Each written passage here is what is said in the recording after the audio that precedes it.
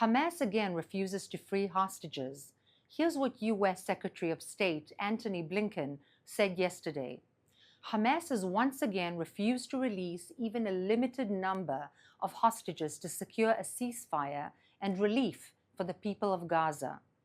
Hamas doesn't want to end the war. Hamas wants to end Israel. The more hardship for Gazans, the better for Hamas, as it galvanizes support against Israel in the international arena. On October 7th, Hamas murdered children in front of their parents, and parents in front of their children, literally getting high on the pure evil in their suffering. This war cannot end with Hamas on its feet. We need the 3 Ds.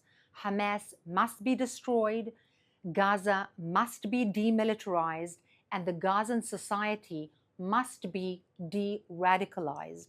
That's why Israeli troops have continued during the last month to fight in northern Gaza.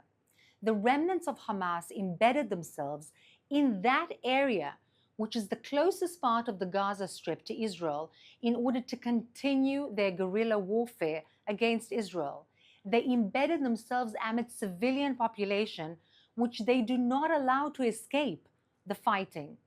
Over the last year, Israel took apart Hamas's battalions across the Gaza Strip. Israel's troops did it bit by bit.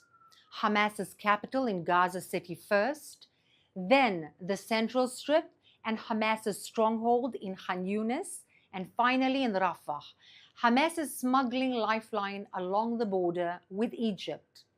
However, there's still a long way to go to destroy the endless infrastructure of death which the Hamas had built underground, the infamous tunnel network. Furthermore, the remnants of the Hamas are trying to rebuild their strength in Gaza's north and recruit youngsters and new fighters for whose services they pay with the money they make from selling the humanitarian aid. Hamas is trying to rebuild its military bases in Gaza's hospitals, just like they did before October 7th. When Israel's special forces entered Kamal Adwan Hospital last week, they captured 100 Hamas terrorists, including some who took part in the October 7th massacres. In the last month, Israeli troops have caught 300 Hamas terrorists in northern Gaza and killed 900 in total in combat. During the fighting with Hamas, Israel coordinated with the medical staff at the Gazan hospitals to have their ambulances evacuate the hospitals for 2 reasons: to make sure that the unrelated Gazan civilians do not get hurt, and also to make sure that these ambulances do not cynically get used to transport terrorists. Meanwhile, Israel delivered literally tons of aid to the area, tens of thousands of them. 372 trucks carrying humanitarian aid, mainly food, entered the northern Gaza Strip since June. 30,000 liters of fuel were brought to Kamal Adwan Hospital, and blood and medical supplies to Al Adwa Hospital.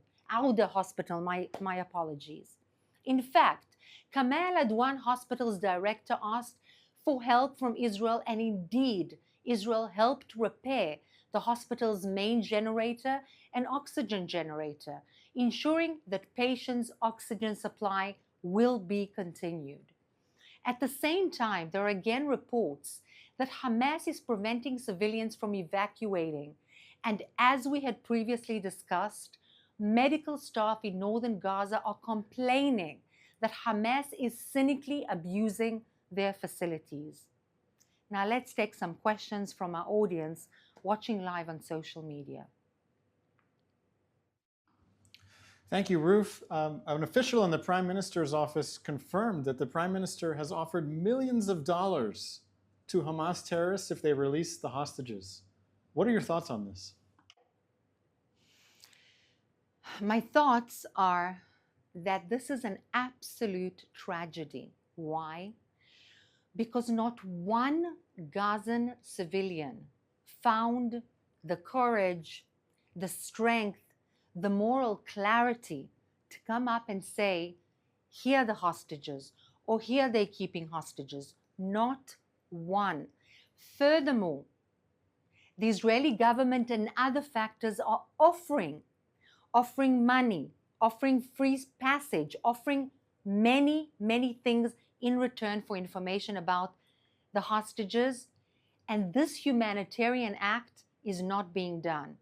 My thoughts are that moral clarity is the furthest thing away from these Hamas terrorists, and that this is despicable and should be challenged by the international arena.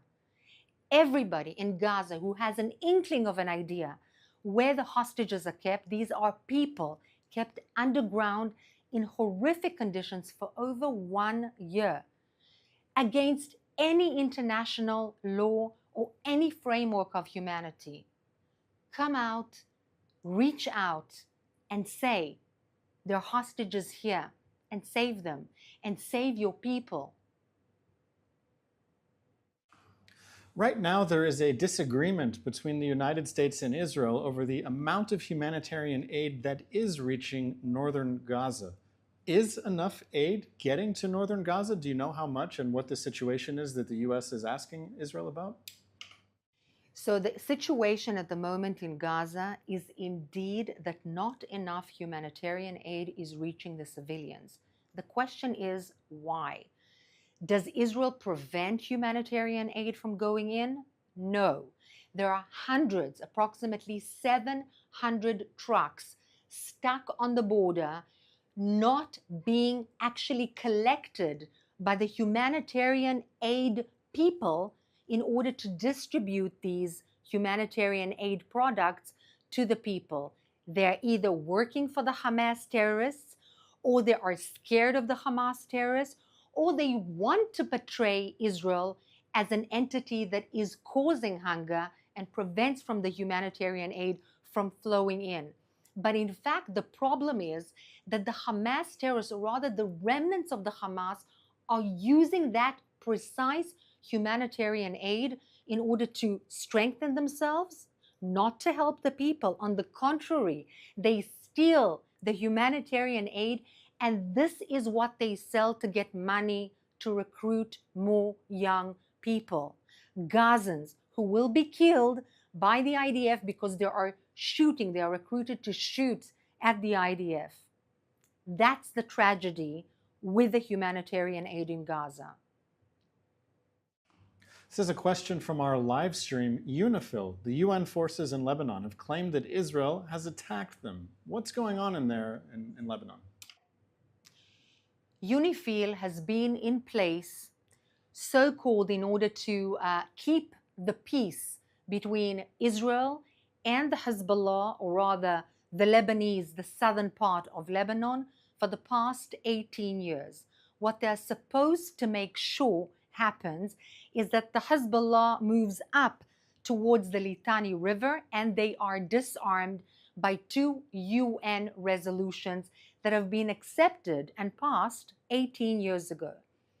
Now, UNIFIL does not do that. Why? Some of them perhaps are not strong enough, don't have enough will, but some of them are actually being threatened and attacked by the Hezbollah. Israel does not shoot nor attack UNIFIL. It just does not do that. It doesn't serve Israel. This is not something that Israel has an objective to do in any way. On the contrary, there have been reports by some people in UNIFIL, they don't even want to say their name because they're afraid that the Hezbollah has used their offices, their stands, their equipment in order to use them against Israel. Not only that, but they've been said to have been hurt by the Hezbollah itself rather than by Israel.